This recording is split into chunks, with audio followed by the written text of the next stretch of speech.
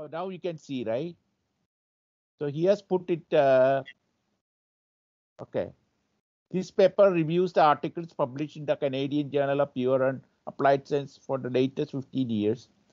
The CJPAS authors relate to all the geographic North and South America, Europe, etc., etc., Russia, the Pakistan, India, since 2007, 641 high quality papers, reviewed journal, peer reviewed journal on average 43 papers annually, 15 papers, sufficient acceptance. So I can, yeah, so you could paste that. Can you paste your paper or your article in there like that? Maybe we can see like that. I hope it will be published in the following issue by the Canadian Journal in February. In 4 months. Okay. And, so if we can paste some of the copy and paste some of the material, we can probably see what, you know, when you're talking, we can see that. What's your conclusion? Is it more of a study, or are you trying to find something out? I have discussed that the most contributions are made to this journal by such countries as Nigeria, Pakistan, India, the United States, Canada, Russia, the United Kingdom, and because you know that Nigeria now, it is slightly discussed, Nigeria now has very large planes to put astronauts to space, to develop space technologies, cutting-edge technologies, and you see that many authors from Nigeria are published in North American journals like Canadian Journal of Pure and Applied Sciences. You have to know that in Nigeria there is the English language as an international language between the Nigerian states. They speak in English. Okay. And I have found that each third paper is published in this journal by 4 authors and more. Each third paper. Maybe it is right for any journal or majority of journals. Yeah. And each third paper is published by 4 authors and more. And also something, the acceptance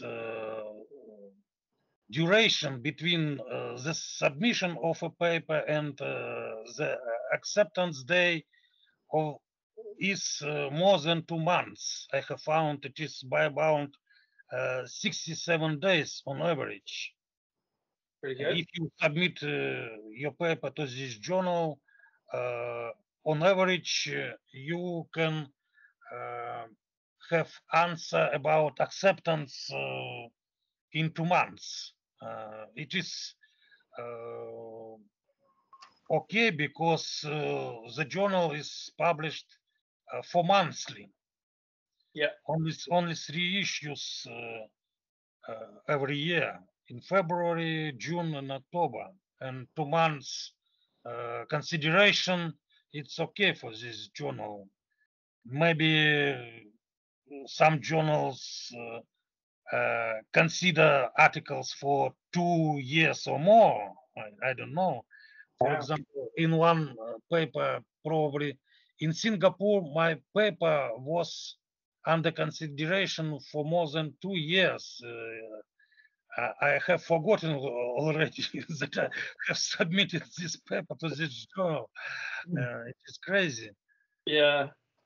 And are they ever going to get back to you, do you think, or? Aleksey, what country was it? Singapore? Do you think they'll get back to you about your paper? Maybe not. it is statistics on this journal, and I have demonstrated about the authors from which countries, and it's about many African countries, many European countries contributed. Authors from many countries contributed to this journal already. It is an international journal, isn't including you, when John from the United Kingdom, and me from Russia, and it is natural that this is our paper. Yeah, I mean, I want to briefly show the circuit. Yeah, right? yeah. So this is a circuit I am talking about. So now you can see that. Yeah, this consists of the electrons, monopole, and the positron. They form like a clock circuit, caught-up circuit. And we analyze this one. This is the paper that's going to be published. They accepted it, so it will be published in a month or so, I think, hopefully. So all the Hamiltonian, everything we did, and we say that it's like Suzy, you know. So it's like Suzy. And then because there is a asymmetry of the North Pole and the South Pole, then it will act like, you know, asymmetric string matrix gauge. So that's one of the conclusions. So then we came up with the more analysis and then find out the table, the schematics, how it works. And finally, we different schematics. See here, when you look at the last one, so Christopher also drawn this one. So we found that this is the most useful one. So here, the dipole magnetism, it can act like a gluon. You see that? So this is because the Gauss theorem, automatically they form dipole almost naturally. So they can form and can produce a gluon, act like a gluon. So it may explain gravity, I think. And these are electrons, electric field, the positron electron field. So it can rotate around that, it can spin and all that. Can I ask, Rajan, you say it acts like a gluon, but aren't gluons, they're there to bind like up and down quarks in the nucleus? Yeah, so this can act like that in the sense that they can act as separate, but also they can come together. When they come together, they can, you know, they can produce with the electron positron, they can produce quark and also gluon, I think, depending on the media. Well, yeah, I mean, if they're producing quarks, they're producing gluons, right? Necessarily, because quarks can't exist. No, they are separate. The medium has to be different. Mediated by, you know, it has to be mediated. For example, electrons and positrons had to be mediated by a photon to produce a quark, right? The photon will mediate electron. You can have W bosons can be in the mix there. Yeah. Yeah. So it's like that. So it depends on the mediator. So depending on the mediator, for example, this North Pole and South Pole, if there's a right type of mediator, it can produce gluon. Hang on though, but like as far as I know, I could be wrong about this. Correct me if I'm wrong. The only time I've ever heard of quarks being created, like matter being made, is in like a flipping whatchamacallit, a particle accelerator, like the LHC, where they like basically they just like ram loads of particles at a disk. Proton and proton bombardment, for example. Right. Yeah, it's really difficult to do, and they just like keep doing it, and they're basically pushing so much energy in, and then you get these jets of like matter and antimatter. Yeah. And that's basically what they're doing is like they're stretching that rubber band of the kind of quark confinement, and each time they do that, it releases like a quark pair with a gluon obviously in there somewhere, but they're never separate. So but the energy required to do that is huge, and the difficulty level is massive. I'm just wondering, how is your circuit doing that? Or the naturally, because it can, what we are saying here above is that it can occur separately and they can join together. You know, so they can act as functors. Yes. So they're separate. And then like a functional is like a mediator, something like joins them together, and then they can act like this one. They can produce a dipole. So they can exist as monopoles, and then they can combine as dipole immediate, you know, when they're in the vicinity, when they are brought to the neighborhood. If that rotates or something, it can. Yeah, so it's continuously rotating. Oh. This is rotating, it's spinning, each one is spinning, the electron is spinning, this is rotating and also revolving. So three things are going on. We are going to find out. I have written some Hamiltonian spherical coordinates and we'll discuss that. But I think something you are trying to simulate in the computer programming last time, we can start doing that. That may be a good start, you know. Only thing you said it will take like 3 or 4 months. That's okay now, because our paper. It's great. The rotation thing I can do. What I need from you in order to do that, Rajan, is it possible for you to scroll up to the PDP circuit, the Helmholtz? I'm not saying that right. Helmholtz, the matrix. Or the maths that describe that. I believe this is it, isn't it? This schematic of the circuit. Yeah, that's a basic circuit. Yeah. Right. So there's and if you scroll down, there's a more mathematized version of it. This one. This one, yeah. So you're going to be putting tensor products and all sorts of things in there, I take it. Yeah. And so what I'd need in order to do, like, are you able to differentiate that with time? With respect to time. Okay. Differentiate this with respect to time. Yeah. So that's how my simulation works. It can only be. I know with relativity, you know, they can be background independent. Is that right? Yeah. This is one of the things that you get. You mean this? Like this one? Can you use time in this circuit, or is time? I mean, it's quantum, so quantum is. Yeah, there's another one where I put time evolution. I can look into that. I think. Right, because I'm going to need that obviously, because I can't animate like, you know, in order for us to, there is also a differential equation. Yes. Partial differential equation where. That one is gradient, so it is a space differential. But there is another one, I think, time differential. I can look into that. Yeah. Right. You want the time differential, right? I'm gonna need that because that's how all of the simulations that I make on the computer are based. They're all just time differential, which just means that there's a small moment of time passes and something happens in that moment. And that's all that means. So dynamic action. You know, unless you give me the equation in a form similar to that, you know, I can work with that once. Okay. And there is another one I am developing. Maybe I can share that also, where that one is actually. Let me see. I think I have it somewhere. I have to share with the. I don't know. You can see that.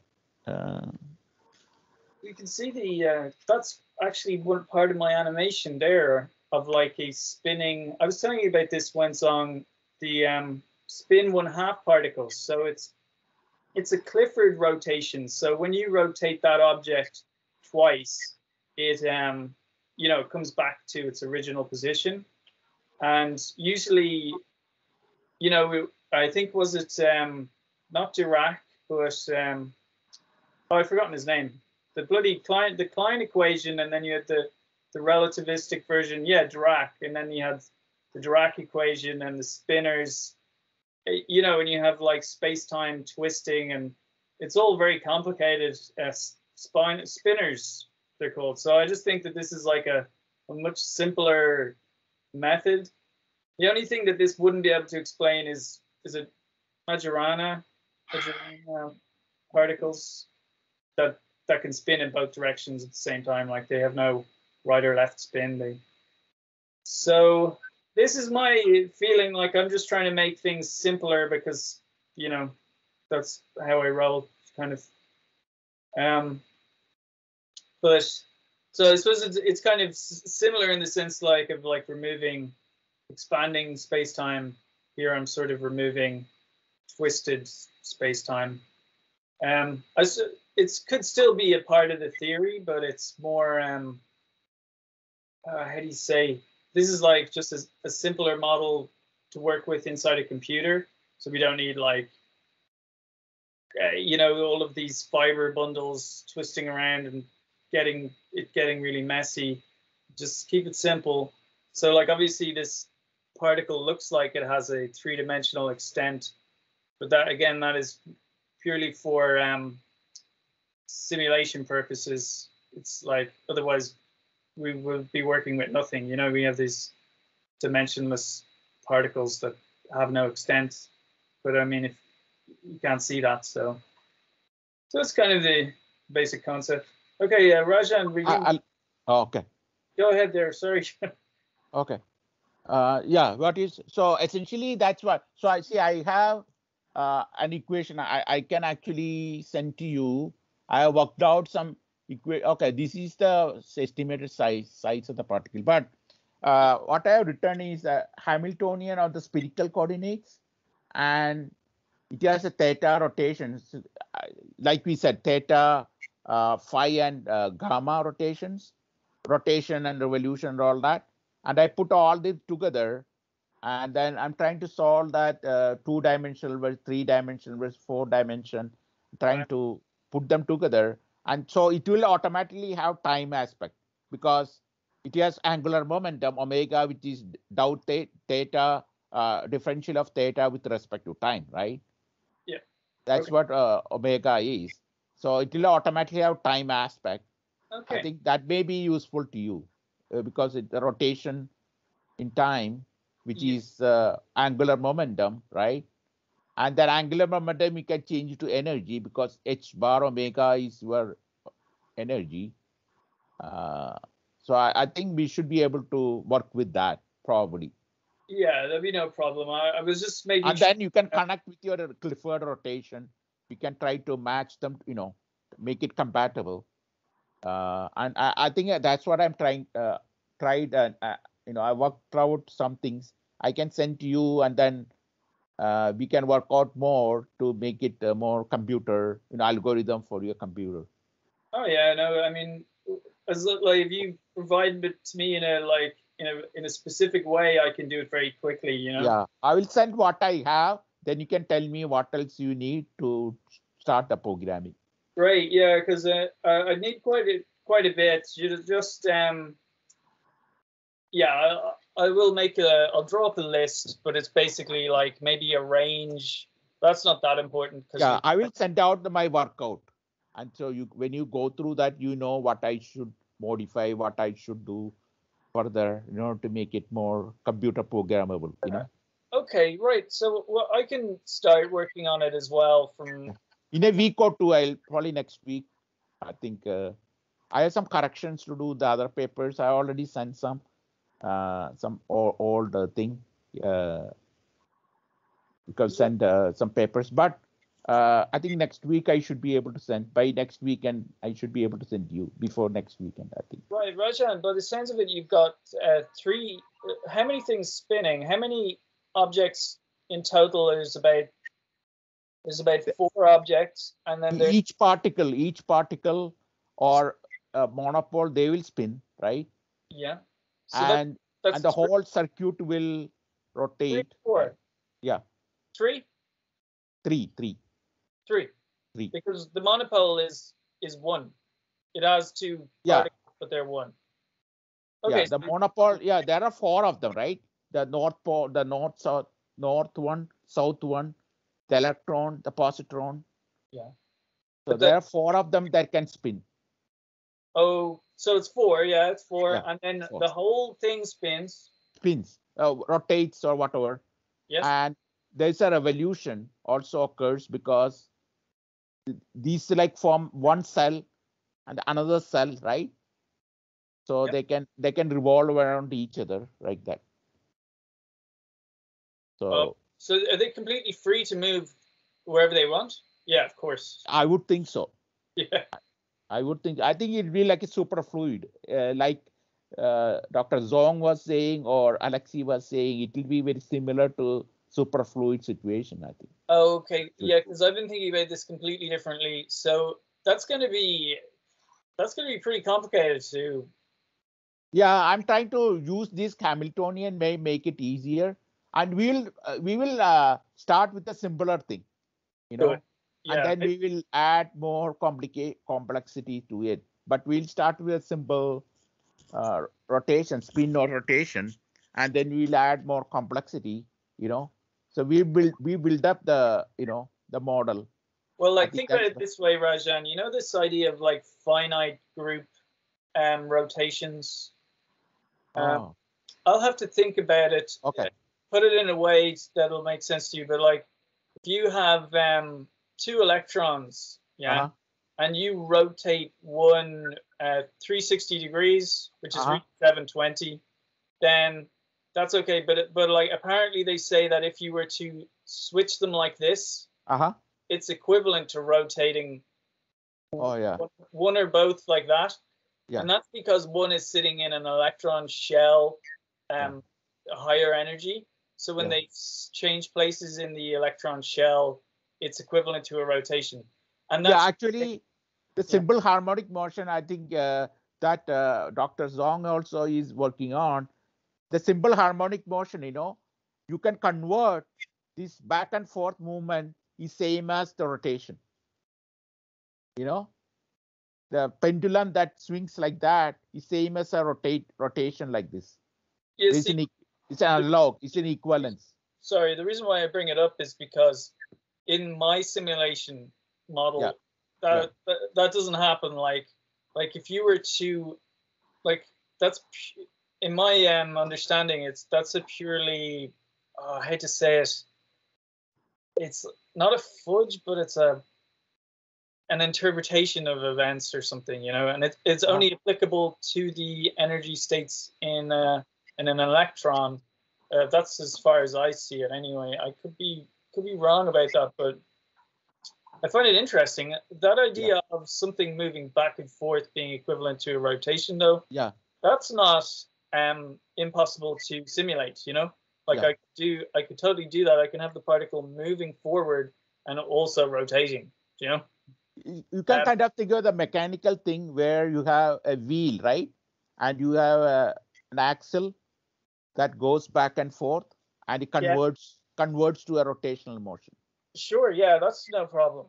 So it actually just moves back and forth, the piston, but in that movement, because of the you have the axle, the what do you call that converts it. That converts to a rotation.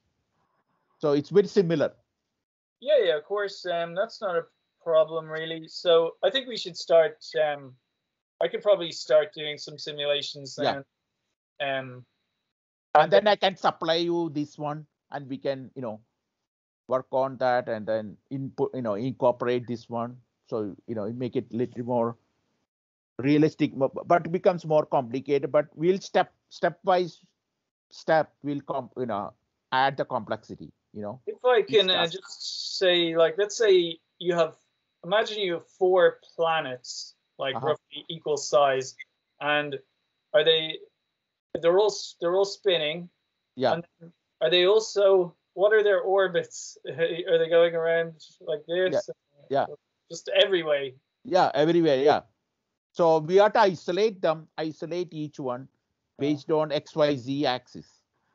Yeah. So we'll say, okay, x-axis what is rotating, y-axis what is rotating, z-axis what is rotating. Technically, you know, you can't, you know, with quantum systems, like you can't say the thing is there or here or wherever, but it's kind of everywhere. Yeah. That's the problem with the quantum system, that it can there is no particular, because of the vector quantity. I think it's because of the vector property. Yeah. That vector, if I put it here, it's the same as another place. You know, the vector automatically translation. The translation is an automatic thing. Right. I mean, there's loads of interpretations of why that is, and they're all very interesting. But generally, it's considered like a limitation on trying to do what I think what you're suggesting, which is having like little balls going around. Like, what do you think about that? Yeah, I think we could start with that and then add this complexity, you know, because we have to start with this basic, but the basic system has to be flexible. That we can add complexity to. That's the only requirement. Raise though, like the first thing is like, you know, Schrodinger's equation is great and all, but like, let's say, you know, we could imagine that maybe there is a position where the particle exists, you know? Yeah. But just because we haven't observed it, so it's in lots of places, doesn't mean that it is in a specific place when it is observed. That's what Einstein was really, you know, challenging. Yeah. I mean, I follow that. Like, you know, so it's in like, you know, like once it's observed, we know it's in a specific point. Yeah. For all intents and purposes, it was always in a specific the point. Quantum non-locality, whatever they call it. Yeah, I mean, it does funky things in the meantime, but it still has like a general position. I think this is the nail in the what you call is the you know, this is the what you call, this is the whole deal. I mean, this is the main point of the quantum mechanics. I think we are talking the link between the quantum mechanics and the relativistic thing. What we are talking is very, very much touching on that. Yeah, I mean, I follow that. I had something else to say about that issue. Schrodinger was good, but yeah, sorry, it's I've forgotten it.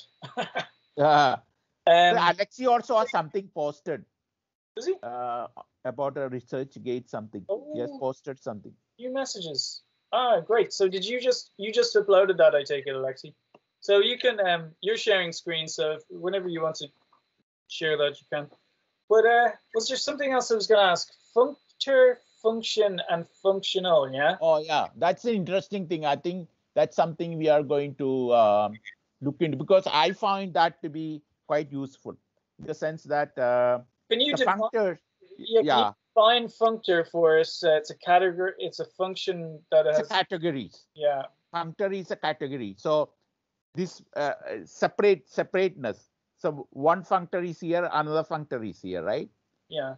Okay. The only way they can interact is there has to be a functional that connects them, like time or something. Okay. So can you define a functional? Oh, functional is like time. It's like like function. Yeah, something that links it.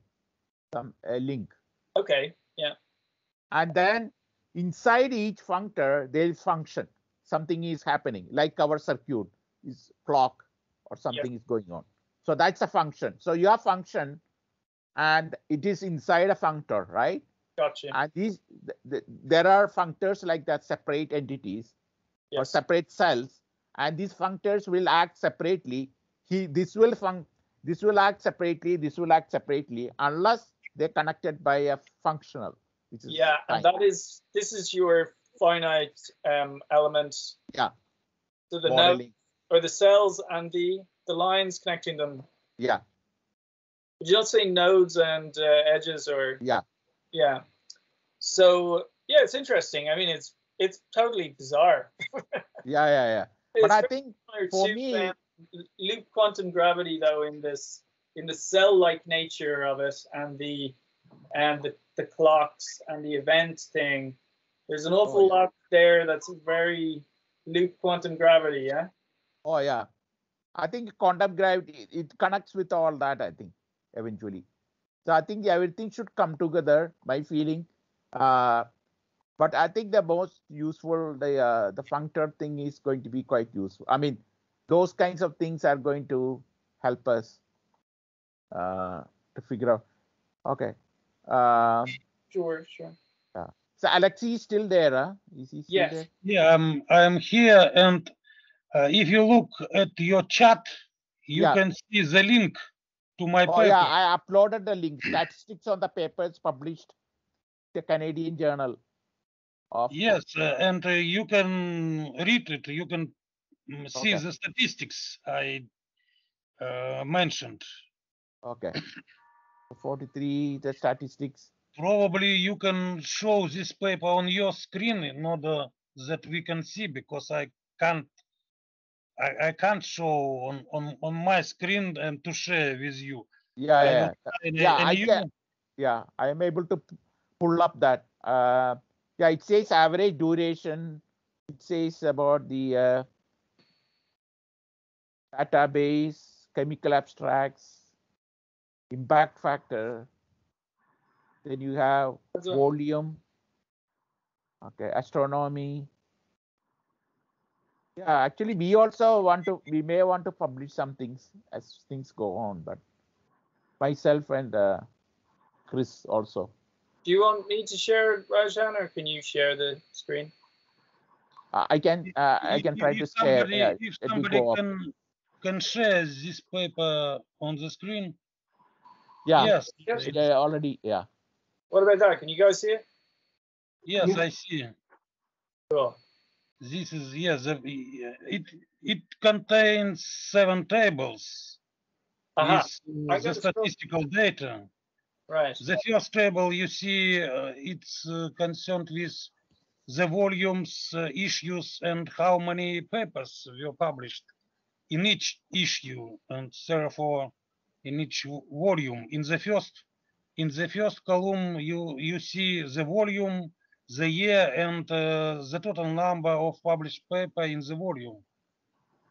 And in the third column, you see how many papers were published in each issue. It is for the last 15 years, or for the first 15 years, for all 15 years. And in the second table, you see the countries, the authors of which have already contributed to this journal. It is in the alphabetic order, and you see many countries from Africa, from Asia, Europe, European countries. You can see Switzerland, Swiss, Turkey, Greece, France, Germany, etc. And even Fiji Island Great Britain, lot of have contributed. It's at the top of this page. At the top of. Oh, so which page? This page? Yes, continue. Table 2, continue. You can see that Canada, the United States have already published a lot of papers in this journal. But Nigeria is the top one. Go ahead. And you can see the third table on the next page, probably. The third table, it's about the databases.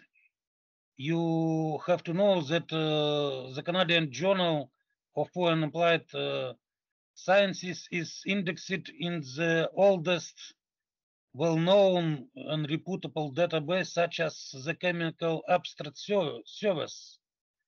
This CAS service was established in 1907, more than 100 years ago. But it has no impact factor because it is only specialized on chemical and relevant subjects. Yeah. And we have only 2 databases like Scopus and Web of Science, which assign impact factors for journals. Yeah. Can I just say something there? They're not old, they're new. databases. Okay, yeah, Scopus and this are new. You see that the Web of Science was established only 5 years ago. Okay. It is British. Yeah, you know the way if you were to publish this in the Canadian Journal and then you were to say you were to upload it to ResearchGate and then put in, it would ask you for the name of the journal. When you put it in, it just like rejects it. It says like, oh, that we can't find that journal. It's not listed. Yeah, I met this problem as well. Yeah. So obviously it needs to be part of some recognized body, but it, you know, I just think it's interesting that it's listed in these databases that are recognized, but it doesn't seem to be recognized by ResearchGate. By researchers. I don't know. ResearchGate has its own database. In general, it includes journals indexed in both Scopus, Web of Science, maybe in PubMed, maybe in chemical abstract services. For example, such the United States journals as Hadronic Journal, which is a very old journal. Yeah. It is not indexed in Web of Science or Scopus, not in CAS, not in the PubMed, but it is present on the ResearchGate, in the database of the ResearchGate. This journal, it is different. These all databases are different, and they have their own politics to include titles of journals in their databases. For example, there is Pablon, such service for authors and journals like Pablon. The Pablon, you know Pablons? No. Pablons, yeah. Scopus. It is a part of Clarivate Analytics, and the Web of Science is also the part of Clarivate Analytics. Okay. And Pablons only use the database of the Web of Science, not the database of Scopus. But the ResearchGate uses both the Scopus and the Web of Science databases and the other journals which are not included in these databases. They also present in the ResearchGate databases of the journal. That seems a bit contradictory, doesn't it? Because if the Canadian Journal is present in Scopus and ResearchGate uses the Scopus database, then shouldn't the Canadian Journal be recognized by ResearchGate? Probably, I don't know. But now, several months ago, I have applied for the Scopus for this journal, Canadian Journal of Poor and Applied Sciences.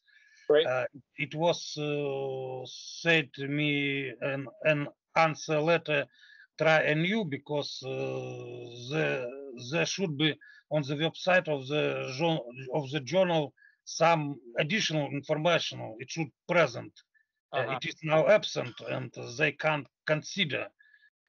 They have written to try a new year, and I have written this paper about the statistics for the first 15 years, just for probably it will be useful for the authors of the journal and for the Scopus, for reviewers of the Scopus, because they combine such analytics on a journal, how many authors, from which countries. For example, it is good for a journal that each issue is published just in time. For example, the February issue is published in February, or maybe earlier. The Canadian Journal for Applied Sciences publishes each issue just in time. If it's February issue, it will be published in February or even in January. It is okay, but the Canadian Journal for Applied Sciences has no DOI, digital object identifier for each article. I don't know why, but however, they said in this Canadian journal that they have put all issues on the Canadian databases, which is called the Library of Canada, and they don't need DOI probably, I don't know. Maybe they will buy a DOI domain, maybe not. It is just the politics of the journal. I'm not familiar with this politics. I just combined, for example, table 7. You can see how many papers are published by single author, by 2 authors, by 3 authors, and by 4 authors and more. You can see that the most papers, every third paper was published by 4 authors and more. I don't know, is it a common situation for majority of research journals or not? I think so. I would say so, no? You always see like papers and there's like multiple names. Like look at this here. Yeah, like this, you see a lot of 10, 11 authors. Yeah, you can have like, I've seen like 60 authors on a paper and just ridiculous numbers. Yeah. I have cited one paper by Nobel Prize winners. There are more than 1,000 authors. And they're obviously not all contributing. I have put all authors and in the paper submitted to this journal, Canadian Journal for Applied Sciences, and they have answered me that not more than 10 or 15 authors can be present, can be shown. The only first up to 15 authors can be shown in the references. So wow. Some journals show only the first author, and then they use et al. Do you use the Brave browser? Yep. This is the new edition. Yeah. The new issue, yes? You just opened the paper by Zamsha. This is the one I'm interested in, yeah, because I had a few questions about your presentation last week. Aleksey, can I ask them? I was going to ask you. Yes, Zamsha is from Australia. He now lives in Australia, and Shevtsov is from Belarus. And Zamsha is a former student of one very old professor who worked for some laboratory like Livermore laboratory in the United States, something like this. Okay. This laboratory has created the United States nuclear bomb. Right. And he worked for similar Russian laboratory for many years. He was the head of laboratory. Now he's very old, and Zamsha is his former student, and they are called torsionists because they work with the torsion field. Yeah. And this is the so-called forgotten field because it is only used in the theory of Gravito-electromagnetism. The theory of gravito-electromagnetism is a pure gravitational theory without electrical field, without magnetic field. In this theory, the gravitational field is called the gravito-electrical field, and the torsional field is called the gravitomagnetic field.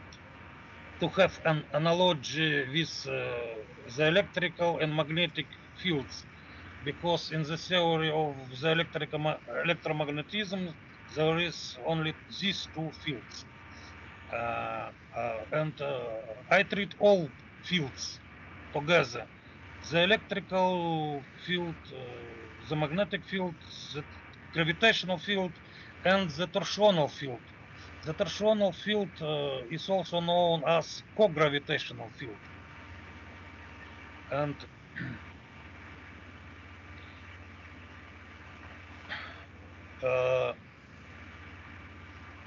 so it's for solid. This paper is for solid because and you see a lot of material constants there just for solid. For a vacuum, we have not many. Okay, we don't treat piezoelectric constant for vacuum. We don't treat piezomagnetic constant for vacuum. Piezogravitic, piezocogravitic constant, it is piezotorsionic constant because Yefimenko is called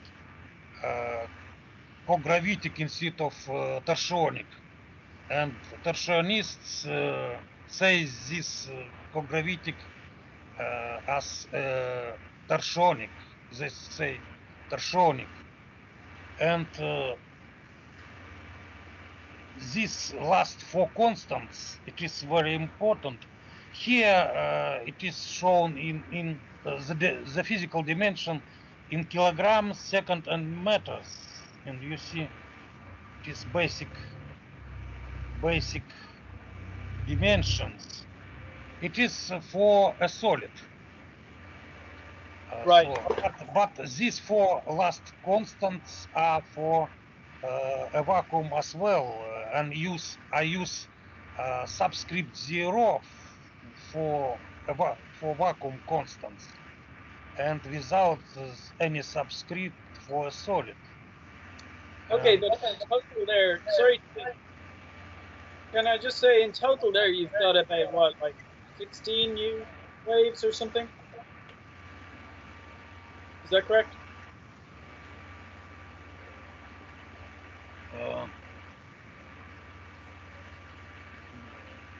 What do you mean 16? But I thought I read somewhere in the paper that here, yes, you can see. It is shown. You can see in the paper that the speed of light CL with subscript L is equal to, it is a well-known formula, epsilon 0 mu 0 power minus 1 second. It is 3 by 10 power 8 meter per second. It is well known. It is Oh, it's a Maxwell. This is the speed of light. Yeah, Maxwell calculated. Yes, the exact value of the speed of light was measured exactly only in the 1970s, 50 years ago. And we use now. the point I'm asking though is yes, you have like you have all of these waves. Yes, exactly. I'm asking what are the sources of these waves? This radiation, like, are they all man-made? Are there any natural sources? Yeah. For example, if you excite electromagnetic waves, they have both the electrical subsystem and the magnetic subsystem. Sure. You also excite simultaneously it is also simultaneously can be excited both these two fast waves, the propagation of which certain order faster than the speed of light. Because you see that the electromagnetic wave have two subsystems, and these two new waves have also these two subsystems in addition to the gravitational and torsional subsystems. If you act, for example, to excite an electromagnetic waves, if you act on an electric subsystem, you excite can excite right away three waves, electromagnetic, and these two fast waves, the propagation of which 13 orders faster than the speed of light. Yeah. However, you have no good detectors to detect them. Although this guy here, for example, something. Kozyrev have observed. I have mentioned last time. Kozyrev have developed with one researcher. They have developed tools, non-optical tools, to observe right position of the stars on our sky, on our skies, because what you see it is an optical illusion, because you have to know that on the skies you see right away the stars distant from us on 10 light years, 100 light years, 1000 light years. What you see, it is illusion, simply illusion, the position, because you can see near each other one star distant from us on 10 light years and distant from us on 1000 light years. Yeah, I think and we will understand that. But I'm just if you use optical tools, you see such illusion on our skies. Of course. Kozyrev has, because it is very slow, the speed of light for the cosmic scales. Kozyrev have developed, yes, it is Zamsha is developing his own devices, is improving them. He experiences, he works already for decades in such area, experimental area, and he's show me the end of the paper before references.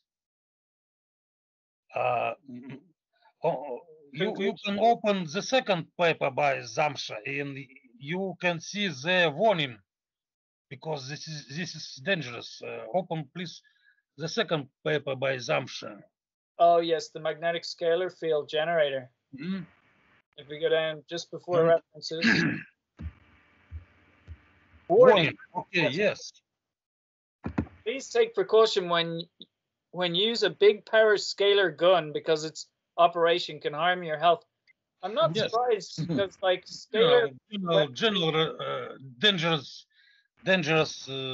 radiation, and you have to be careful with such things. I have said that the population of 4 institutions of the Soviet Union, of the former Soviet Union, were died due to this radiation before they have understood the reason why they dead. Oh yeah. Due to this radiation, because these 4 institutions were studying these things. And anyway, it is developing. The devices are miniaturized. You can see. You can find many devices in the internet, or this result he has put on Achieve, the American system. I have spoken with the professor I mentioned, Shkatov. His name is Shkatov, and Zamsha is his former student. And Zamsha has a book, probably it is cited in the references. Show me the bottom of this book. Yes, this book, Shkatov and Zamsha, about the torsion field. And it is the problem is in Russia. I have to say that Kozyrev has developed his theory concerning this phenomenon, that he has observed the stars at the right positions. He thought that it is the phenomenon of time, it is the effect of time, not the wave propagation, because the wave propagation means the phenomenon of both the space and time. You see that velocity is a meter per second, but not only second, only time, because he observed the signals from the star distant on 1000 light years. He observed at the right positions. What he did, he first of all he observed a star distant from us on 1000 light years using an optical tool. Then he has calculated the right position on the skies of this star, because in 1000 years this star will have another position, right position, and he used this created by his team, this non-optical tool, to see this star at its right position. And also the groups which study torsion field, the torsion field are called in Russia torsionists. And because they follow, maybe not all of them, they follow the work by one Russian Soviet Union researcher who thought that there is only one single torsion field instead of 4 fields: electrical, magnetical, gravitational, and torsional, because all the other 3 fields, electrical, magnetical, and gravitational, can be written independence on this torsional field. It is Shipov, yes, the theory of Shipov, Akimov and Shipov.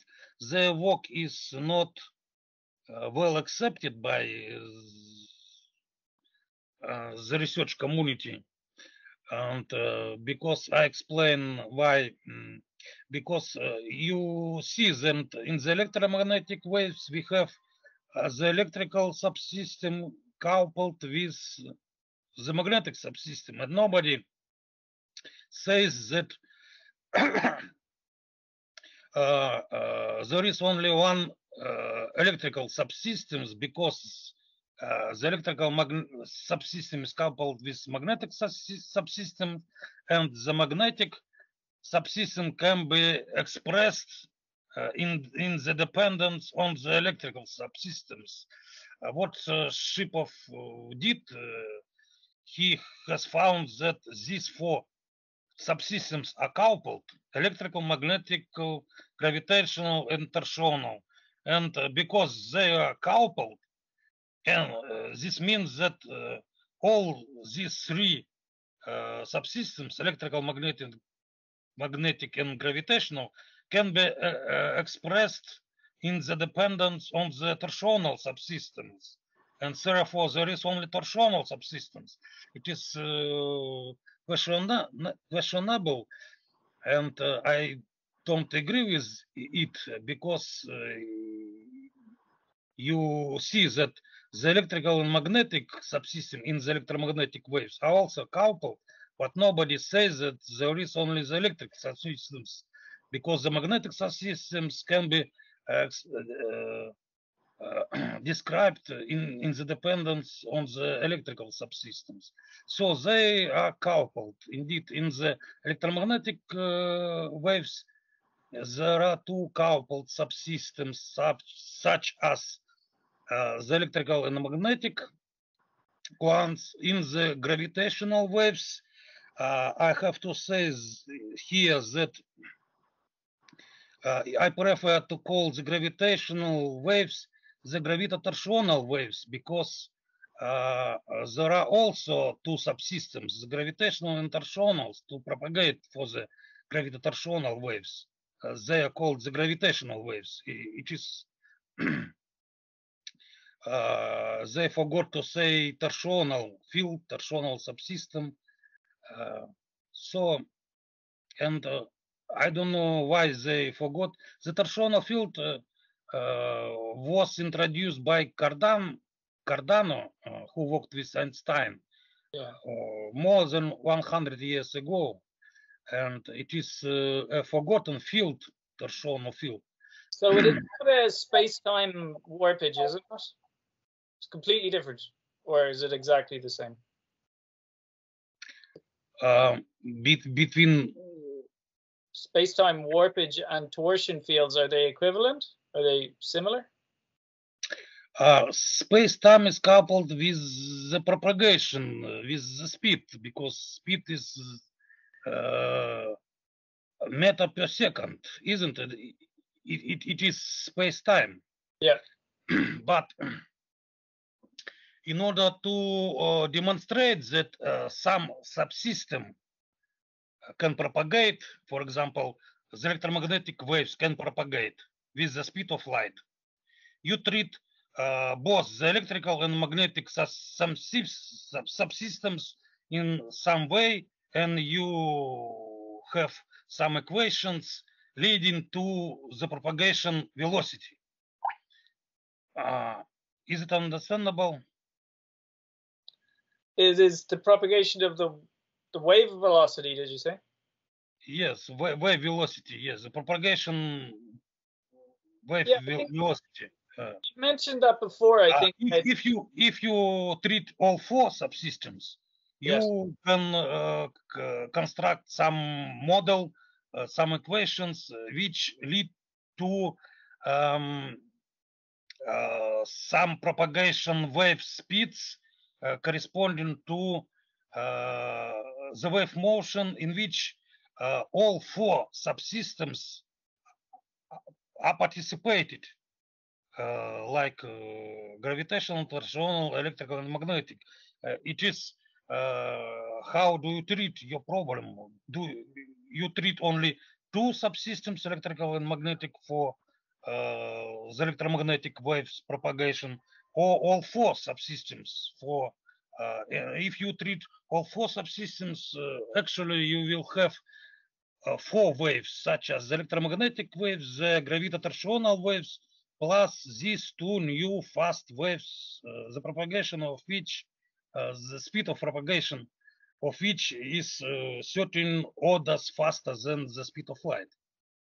This, if you complicate your model, if you include both the gravitational and torsional fields to your electrical and magnetic fields, you actually will already deal with these four speeds in a vacuum. Okay, if you treat only two subsystems for vacuum, electrical and magnetic, you will deal only with the electromagnetic waves propagation. Yeah. Okay. So what do you think about like natural sources? Do you think like, you know, ley lines and energy coming from the Earth, and is that related? Like, there'd be torsion fields throughout the Earth. Can we detect them? You know, can we detect them physically without, you know, like divine, you know, housing? Yes, it's a good questions.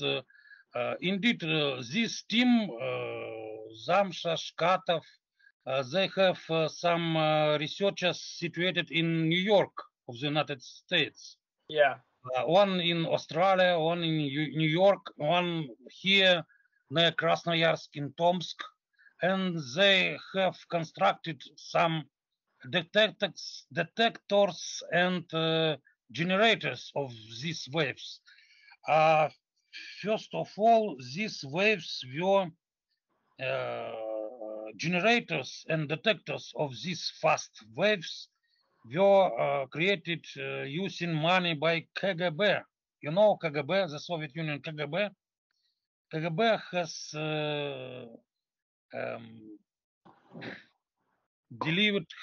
has given much money for creation of this. Do you know KGB? No, I've never heard of them. Soviet Union KGB. KGB, it's like Me-6 in the United States, in the United Kingdom. Me-6 or Me-2. MI6. It's KGB. Yeah. Yeah, KGB. Yes. Yeah. KGB. The intelligence, secret intelligence groups, special agents and secret intelligence, right? KGB. It's not called KGB anymore, though, is it? It's called something else. See, these are kind of like old-fashioned torsion devices, if you think about it. Is a torsion connected with the vortex action? Yes, it is coupled. The torsion field is also called the spin torsion fields because it contains spin. It contains vortices, rotations. It is coupled with rotation. Vortices, yeah, vortices. You see these guys, this schematic, where they walk up and down and then they locate like points on the ground which have energy in them. And I think that's kind of interesting because usually like dowsing. Yeah, this is a book on dowsing that I bought just one day. But we were doing, I actually work with a group of people who do this kind of stuff regularly. Like I take them out, and what we do is we walk around with detectors like this. Oh, you have that? Magnetic detectors, and we detect anomalies on this mountain that's nearby my house. It's an extinct fault line, and so there's an electromagnetic anomaly up there that attracts birds and all sorts of strange people as well. And is it like Bermuda type? Yeah, it's like a smaller version of that, I suppose. And so there's strange things that go on up there, and but what you can do is you can just walk around, and if you're you just sort of clear your mind and relax, you can start to feel different points of energy. And sometimes it's like a magnetic force pushing against your head, and we call that neutral. And then there's another one that's like really positive and makes you feel kind of like as if the energy in your body is all unified. It's all one. And so we'd go around and we'd mark these different points with different bits of string. So red for yellow for the neutral and blue for the positive.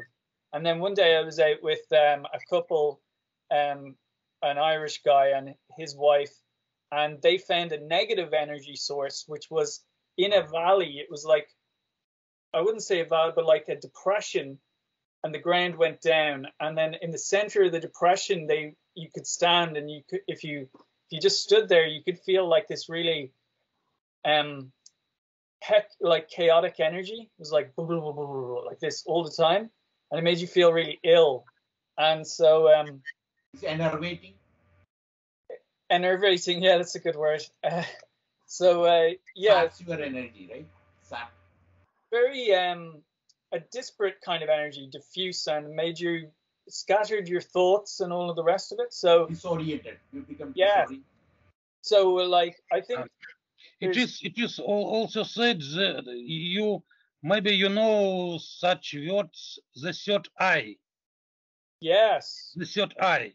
If you close your eyes, yes, this third eye is a rudiment to feel this four-field radiation. We use our eyes to feel the electromagnetic waves, light, only in narrow diapason. And the third eye can feel this potential four-field radiation, maybe also in very narrow range of frequencies. And this is the rudiment we have still. If you close your eyes, you can see some maybe slightly light by your third eye, and it is said that this third eye can feel this four-field radiation. There is such opinion. So humans have such rudiment. Yeah, this is kind of what I'm asking, Aleksey. Rudimental sensor. Do you think that these extrasensory energies, they are the torsion fields? Yeah. Four fields, not torsion fields. It is four fields coupled. This radiation represents all four fields, not only torsion fields. But Shevtsov thinks that there is only torsion field because the other three fields can be represented independent on this single torsion field, and his theory was not well accepted by the research community. I repeat that we don't say that there is only the electrical field in the theory of the electromagnetism. We say that there is the electrical field and the magnetic field, and here the same. We should to deal with four fields: the electrical, magnetical, gravitational, and torsional, all four fields, but not only. It is not good to say that there is only a single torsional field by Shevtsov. It is easy for us to have this the single field, but they are all four fields coupled together. And this radiation, these waves 13 orders faster than the speed of light, represent the coupling, the wave motion in which all four fields participate. Aleksey, do you think that a person can manipulate this? That we? That's a good question. Human being can manipulate this. Could you repeat your question? Okay. Do you think that human being can manipulate these fields? Who can manipulate these fields? A person, any person, like you or me. It's a good question. This team by Shevtsov, Zamsha, they have published one paper that they can put some radiation in some direction, for example, to you, and you will die. My God. The gamma radiation. Or some change in your health will be found. I don't know. Okay, yes. Maybe it's dangerous, maybe not. Is it true or not? And they, because you see that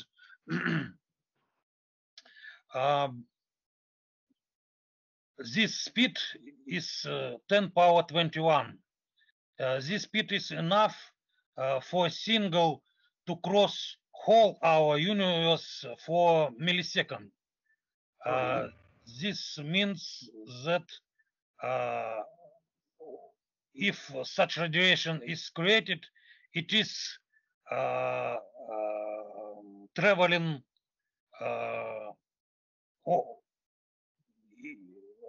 in our universe forever, and therefore you can record, using some tools, you can find this signal from the past, for example, and to see what was in the past. Oh. If you find this signal, and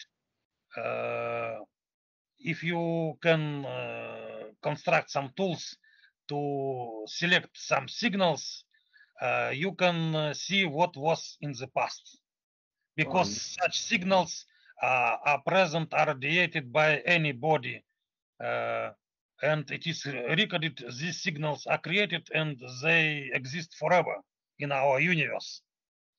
Right. What about? Do you think aliens can use this, or can we find aliens by detecting these signals?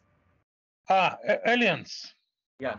Can we detect aliens? If aliens exist, they don't use optic systems to communicate between, for example, even neighbor planets or neighbor stars or neighbor galactics. It is impossible to communicate by optical but torsional. systems. It is crazy. Even with Mars, with the planet Mars, we have horrible things to communicate because there is a delay of from 8 to 20 minutes. Yes. It is horrible to communicate using any optical but device. what do they use? This fast. They should use this communication system based on all four fields. All four fields. You have to treat all four fields: electrical, magnetic, gravitational, and torsional, to develop this gravitational engineering. It is already relates to the gravitational engineering. Can you combine all the fields together? Sorry? Can you combine the fields? All fields? I have combined all. I have treated all these fields, and I have obtained these two fast speeds because I have considered all these fields, all these four fields. This is my findings of these two fast fields. The propagation speeds of which 13 orders faster than the speed of light is due to the fact that I have combined all these fields: electrical, magnetic, gravitational, and torsional. How do you do that? All four fields. In addition to the fifth field, you see that you have known that there is the field, the fifth field. It is called elastic field. If you treat a solid, you have to treat all five fields: elastic, electric, magnetic, gravitational, and torsional. And how do you do that? How do you combine? How do you combine? Have I combined? Yeah. Together these four fields. How?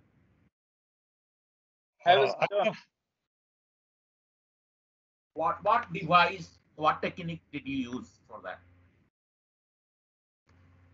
I have constructed a model, mathematical model. Mathematical model which includes all these five fields for a solid: elastic field, electric field, magnetic field, gravitational field, and torsional field. All five fields. In a vacuum, only four fields should be treated. But electrical, magnetic, device Sorry? A device. Devices? Yeah. Zamsha is one of teams which construct different devices. Even I think that Tesla has constructed many devices which were based on all 4 fields, but that time they did not know it. If you know that Tesla has constructed one motor for a vehicle, this motor, he has said that this motor is harvesting energy from the space, from the universe, not from the star. 0 point. If a motor, if a vehicle, if a device is harvesting an energy from the universe, it's all 4 fields. If from a star, it's only 2 fields, electric and magnetic. Yeah. For example, if you use solar cells, these solar cells are harvesting energy from our sun, for example, and from light. But what about you, though, Aleksey? Would you consider yourself a theorist or an experimentalist? Do you have machines that you work with, or are you mainly theory? You can see these 2 papers by Zamsha. If you see torsional field, if somebody works with torsional field, and the paper tells us that this is due to the torsional field, this means that all 4 fields are taken in account. All 4 fields should be taken in account. But some researchers believe that only one torsional field instead of all 4 fields, electrical, magnetic, gravitational, torsional, only one torsional field should be treated. It is by Shevtsov, this opinion, by Shevtsov. If you see that somebody tell us that this device relates to torsional field, you have to keep in mind that probably all 4 fields participate in some. However, if you have to measure only torsional field, it is possible to create some devices. Probably for our planet, the Earth, the torsional field was measured. And our mind can convolute this. The torsional field can be separately measured like the gravitational field, like the electrical field, like the magnetic field. But if you treat the wave propagation, the electromagnetic wave, for example, the electromagnetic waves are propagating only due to the coupling between the electrical and magnetic subsystems. And if you treat some other phenomena, for example, these 2 new fast waves, you have to treat the coupling among all 4 fields, electrical, magnetic, gravitational, and torsional. Can you also decouple or separate them? Good questions. Zamsha is experienced in this in the experimental part. He works already for decades, and one of his problem of creating of such devices is to create a device in which the torsional field, the contribution from the torsional field is significantly more than the contribution from the other fields, for example, electrical and magnetic, but they still can't separate in their devices. Maybe it is possible to create other devices, but it is possible to measure the torsional field for example, for such object, cosmic object like our planet Earth. The torsional field is measured already for a long time for our planet Earth. So it's not difficult. It's easy. Can you see this? Easier. Oh, sorry. What was that, Rajan? No, are torsional fields easier to create?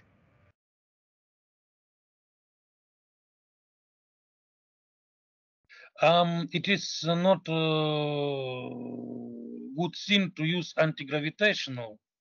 It is non-scientific. Have you seen this before, Aleksey? Grabenikov's work. He uses like chitin. I'm not saying that this is true. I don't know how to couple my research with it's some bugs, and yes, it is said that some bugs use all four fields to fly. Oh. Because it is not obvious why they fly, why they can fly, because it is not possible to fly for them, and they use first of all four fields, and this guy probably he died due to this his experiments because due to this radiation, and I don't know how to couple my research with changing of gravitation, but it is one of the way to cause change in the gravitational subsystem through via all three other subsystems. For example, it is popular to use magnetic subsystem. There are experiments when you have two generators of magnetic field and high magnetic fields, and when they separately in some directions generate magnetic fields, it results when these magnetic fields are interacting, it results in appearance of some gravitational fields. This means that there is a coupling between the gravitational subsystems and the magnetic subsystems, and therefore my theory there is a constant which response for this interaction. It is called the Gravito magnetic constant. It is an exchange constant. Yes, indeed, there is some exchange between each pair of subsystems, between gravitational and magnetic, between gravitational and electric, between torsional and magnetic, between torsional and electric. So you have to treat these four exchange constant between each pair. Maybe we can use them as functors. Each one is like a functor, and something like a functional connects them. Yeah, that would be interesting. Yeah. I used well-known theory, thermodynamics, for piezoelectrics. Piezoelectric. Piezoelectrics, yes, they couple two subsystems: the electric subsystem and the elastic subsystems. Two field, electric field and elastic field. There are three elastic fields, and if you put instead of the electric field, magnetic field, you will have piezomagnetics.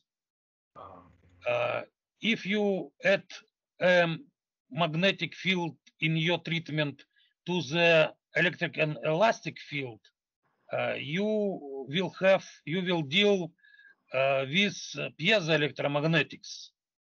And there are such materials.